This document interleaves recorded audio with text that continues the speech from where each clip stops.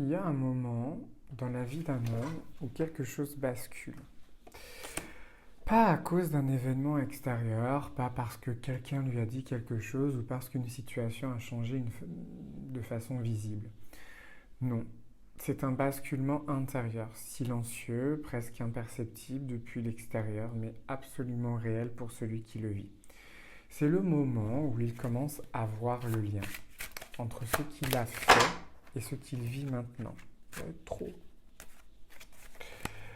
Entre les choix qu'il a posés, consciemment ou inconsciemment, et les conséquences qui arrivent, pas comme une punition venue de l'extérieur, mais comme un retour de ce qu'il a lui-même mis en mouvement. Ce moment-là, c'est le karma qui est à l'œuvre. Pas de karma, des films, des réseaux sociaux avec ces formules simplistes, le vrai. Celui qui fonctionne sans jugement moral, sans récit dramatique. Voilà, action, réaction. Ce qu'on envoie revient et ce qu'on met en circulation dans sa vie finit par revenir dans son propre espace. Et aujourd'hui, les cartes ont quelque chose de très précis à vous dire sur ce qui se passe chez lui en ce moment, sur ce que le karma est en train de lui mettre devant les yeux et sur pourquoi, pour la première fois, et depuis longtemps peut-être, quelque chose s'éveille en lui. Quelque chose qui vous concerne directement.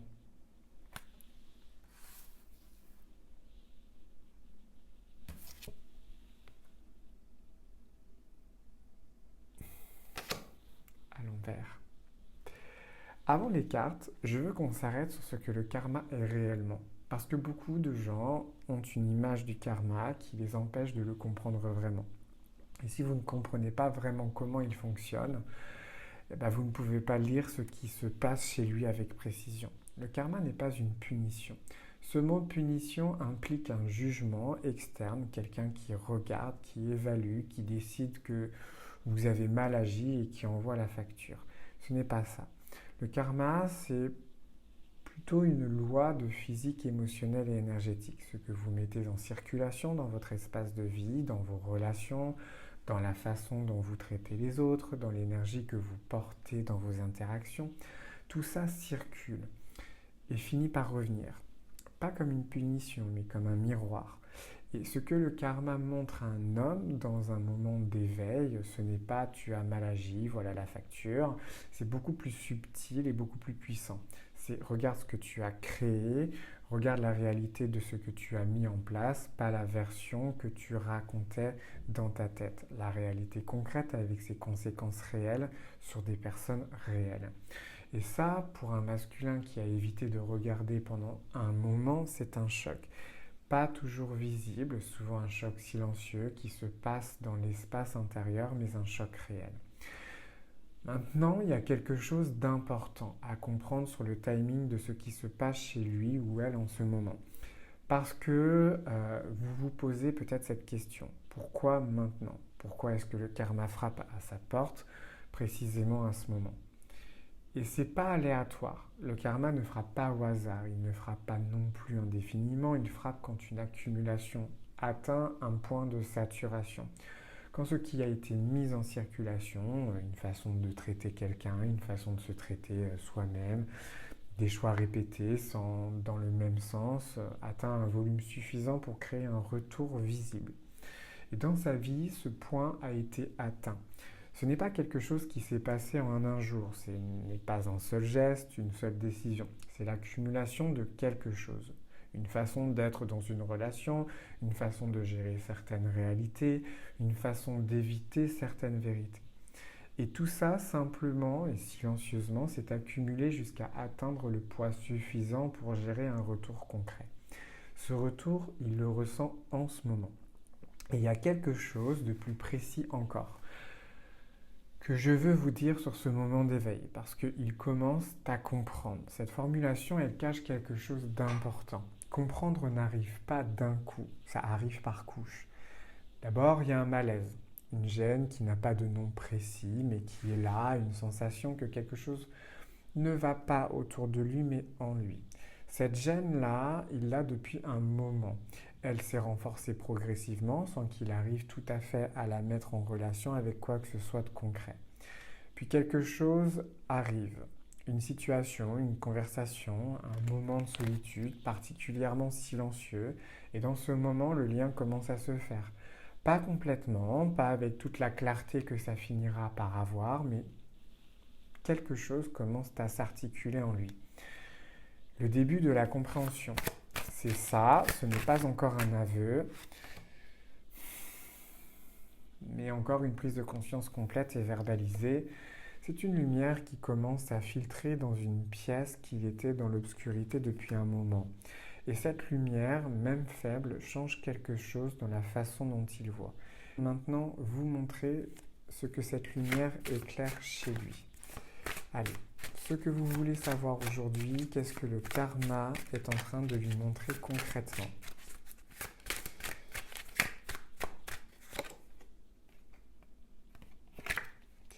Ce que cette carte, elle dit est net. Ce que le karma lui montre, c'est qu'il est en train de voir, même s'il n'a pas encore formulé complètement. C'est la réalité de ce qu'il a coûté. Pas au sens financier, au sens énergétique, émotionnel, humain. Ce que sa façon d'être dans la relation a dans certaines de ses décisions, dans certains de ses silences, de ce que ça a coûté à quelqu'un d'autre. À vous. Et c'est quelque chose de particulier de voir ça. Parce qu'on peut vivre longtemps dans une situation sans vraiment mesurer son impact sur l'autre. Pas nécessairement par malveillance, par un mécanisme très humain. On vit les choses de l'intérieur de soi-même. Et l'intérieur de soi-même a toujours ses raisons et ses logiques internes, ses justifications. Quand vous vivez quelque chose de difficile dans vos propres raisons, le rendre compréhensible depuis votre point de vue. Ce n'est que quand on sort de ce point de vue, quand quelque chose nous force à voir depuis l'extérieur qu'on mesure réellement l'impact. Le karma vient de le forcer ou la forcer à sortir de son point de vue.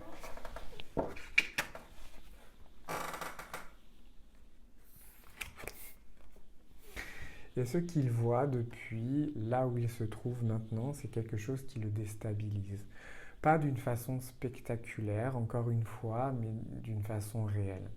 Il y a une image de lui-même qu'il maintenait, un récit sur qui il est, sur ce qu'il a fait ou n'a pas fait, sur ses intentions, et ce que le karma lui montre en ce moment entre en collision avec ce récit. Cette collision, c'est inconfortable, et l'inconfort est un bon signe. L'inconfort dit que quelque chose est réel, que ça compte, que ce n'est pas juste l'idée abstraite qui passe et qui repart. L'inconfort dit que la lumière a atteint quelque chose pour de vrai.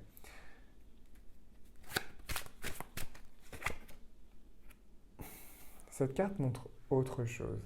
Elle montre où précisément cet impact est le plus visible pour lui. Et ce n'est pas l'impact général et diffus, c'est quelque chose de flou qu'il ressent sans pouvoir le localiser. C'est quelque chose de précis. Il y a un moment, une situation, peut-être une chose précise qu'il a faite ou n'a pas faite, et c'est là que le retour arrive le plus clairement. Ce moment, vous le connaissez, vous l'avez vécu, vous savez exactement de quoi je parle, si vous êtes honnête avec vous-même sur ce qui a fait mal dans cette situation. Et lui commence à voir ce moment depuis un angle différent. Pas encore avec une pleine mesure de ce qu'il implique, mais il commence. Et ça, c'est quelque chose que le karma produit rarement, rapidement. Ça prend du temps, ça prend de l'accumulation. Et quand ça arrive, quand quelqu'un commence vraiment à voir depuis l'angle de l'autre, c'est parce que quelque chose d'authentique s'est mis en mouvement. La carte indique une dernière chose sur ce point. Ce qu'il voit ne lui fait pas peur au sens où il voudrait fuir. C'est plus subtil que ça. Ça lui fait quelque chose qu'il n'attendait peut-être pas. Une forme de honte mêlée à quelque chose qui ressemble à du soulagement. Honte parce que la vision est claire et qu'elle n'est pas flatteuse. Soulagement parce que maintenir la décidé de ne pas voir ou de ne pas faire le lien, ça aussi c'est épuisant.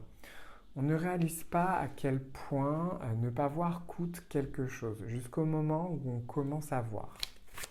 Allez, Pourquoi est-ce qu'il commence à comprendre maintenant et qu'est-ce que ça change en lui?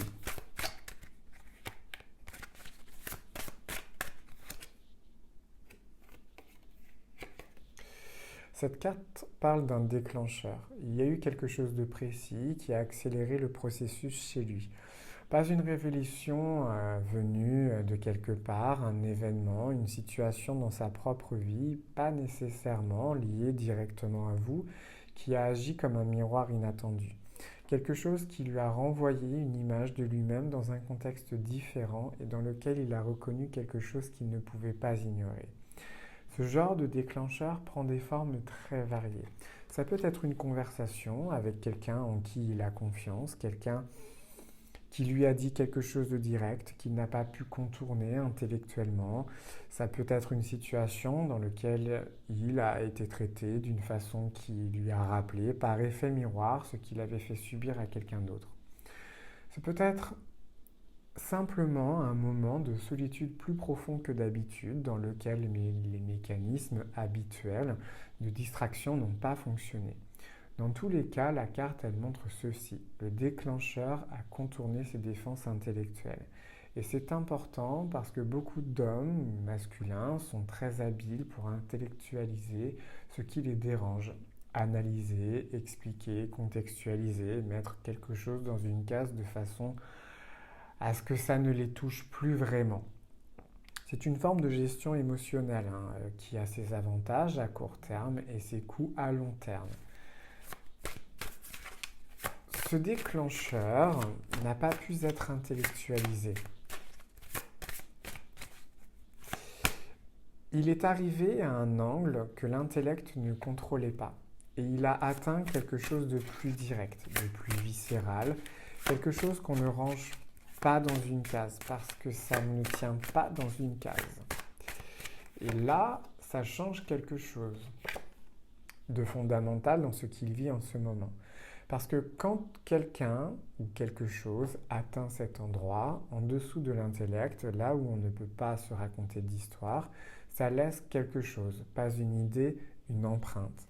Et une empreinte qui ne part pas quand la situation extérieure qui change, qui reste là dans l'arrière-plan et qui colore la façon dont on voit les choses, même quand on essaie de ne plus y penser. Il porte cette empreinte en ce moment. La carte montre aussi quelque chose sur ce que ça change concrètement dans ses comportements, même si c'est un changement est encore discret, encore en dessous du niveau visible. Il y a une qualité différente dans la façon dont il absorbe certaines réalités. Moins d'évitement automatique, un début de présence à ce qu'il a préféré ne pas regarder pendant un moment. Ça ne veut pas dire qu'il va immédiatement tout changer. Ça ne veut pas dire que la prochaine fois que vous le verrez, vous l'entendrez, il sera quelqu'un de transformé. La prise de conscience et le changement de comportement sont deux choses différentes. Il y a souvent un écart de temps entre les deux. Mais ce qui est visible dans cette carte, c'est que la prise de conscience est réelle. Elle n'est pas superficielle, elle ne va pas disparaître dans quelques jours quand la vie reprendra son cours normal. Elle est là et elle va continuer de travailler en lui ou elle. Il y a une dernière chose que cette carte dit sur pourquoi maintenant, et cette chose vous concerne directement. Parce que vous n'êtes pas un personnage passif dans ce qui se passe chez lui ou elle. Votre propre évolution, la façon dont vous êtes repositionné et responsable par rapport à cette situation au fil du temps, la façon dont vous avez commencé à reprendre de la place dans votre propre vie, ça, il le perçoit, même sans contact direct, même si vous ne vous lui avez rien dit. Il y a quelque chose qui a changé dans l'énergie que vous portez et ce changement-là, cette façon que vous avez de commencer à exister pour vous-même plutôt que par rapport à lui, ça a un effet sur lui. Et ça crée l'espace dans lequel ce qui le ressent devient plus concret, moins possible à ignorer. Votre évolution fait partie du déclencheur. Ce que je veux savoir maintenant, qu'est-ce que ce mouvement prépare chez lui? Cette carte est importante. Je vais vous la dire clairement sans l'entourer de précautions inutiles. Ce qu'elle montre, c'est une réorientation, pas une transformation complète et instantanée. Je ne vais pas vous dire que tout est réglé, que tout va s'arranger, que la prise de conscience chez lui signifie automatiquement un retour ou un changement radical de situation. Les cartes ne fonctionnent pas comme ça et vous méritez une lecture plus honnête plutôt qu'une lecture rassurante. Ce que cette carte montre, c'est une réorientation dans la façon dont il voit euh, et dans la façon dont il se voit par rapport à vous. Avant que je parle d'un avant qui peut couvrir des semaines, des mois, il y avait quelque chose de figé dans la façon dont il positionnait cette relation dans son espace mental. Quelque chose qui était rangé. Pas forcément de façon consciente, pas nécessairement avec une intention délibérée, mais rangé quand même, classé dans une catégorie qui lui permettait de ne pas avoir à y revenir. Ce classement est en train de se défaire. Ce qui était rangé ne tient plus dans sa case. Parce que le karma lui a montré que la prise de conscience a mis en lumière, ça change la nature de ce qu'il y avait entre vous et ça lui redonne un poids, une réalité, une présence que le classement avait réduite. Et quand quelque chose reprend du poids, reprend de la présence, ça ne reste plus rangé. La carte montre aussi quelque chose sur le délai. Il n'est pas au bout de ce processus, il est au début, peut-être au milieu. Ce qu'il traverse en ce moment réel, mais c'est encore en vous, il y a des couches qui restent à défaire, des réalités qu'il n'a pas encore complètement regardées en face. Et ce que ça signifie concrètement pour vous, ne vous attendez pas à un geste immédiat, c'est décisif dans les prochains jours. Et ce n'est pas ainsi que les prises de conscience profondes se traduisent. Elles travaillent d'abord à l'intérieur, longtemps avant de produire quelque chose de visible à l'extérieur. Mais quelque chose est en mouvement. Et ce mouvement a une direction. La carte pointe vers un mouvement. Une date précise, les cartes ne fonctionnent pas avec des dates, mais un type de moment, un moment dans lequel quelque chose, sa part, deviendra visible. Pas forcément spectaculaire, peut-être quelque chose de simple, un contact, un geste, une façon différente d'être présent dans une interaction, dans une façon de vous regarder qui dit quelque chose que les mots ne disent pas encore. Et ce moment, il arrive.